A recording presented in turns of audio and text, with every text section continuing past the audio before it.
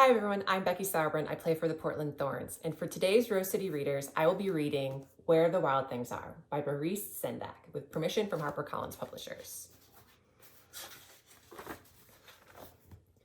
Where the Wild Things Are. The night Max wore his wolf suit and made mischief of one kind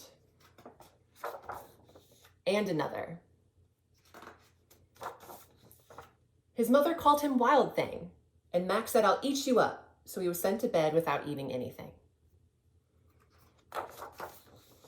That very night in Max's room, a forest grew and grew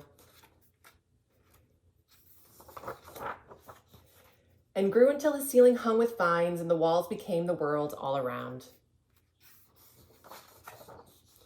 And an ocean tumbled by with a private boat for Max, and he sailed off through night and day. And in and out of weeks and almost over a year to where the wild things are. And when he came to the place where the wild things are, they roared their terrible roars and gnashed their terrible teeth and rolled their terrible eyes and showed their terrible claws.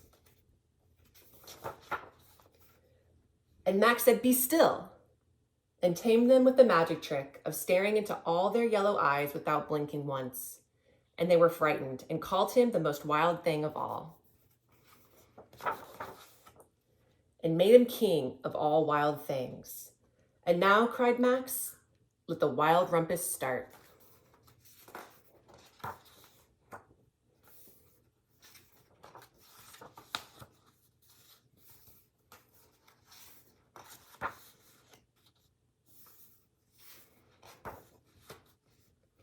"Now stop," Max said, and sent the wild things off to bed without their supper. And Max, the king of all wild things, was lonely and wanted to be where someone loved him best of all.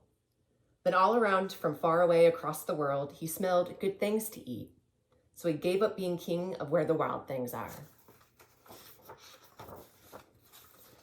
But the wild things cried, "Oh, please don't go. We'll eat you up. We love you so." And Max said, "No." The wild things roared their terrible roars and gnashed their terrible teeth and rolled their terrible eyes and showed their terrible claws, but Max stepped into his private boat and waved goodbye. And sailed back over a year and in and out of weeks and through a day. And into the night of his very own room, where he found his supper waiting for him. And it was still hot. And that, my dear readers, is Where the Wild Things Are by Maurice Sendak. Hope you enjoyed.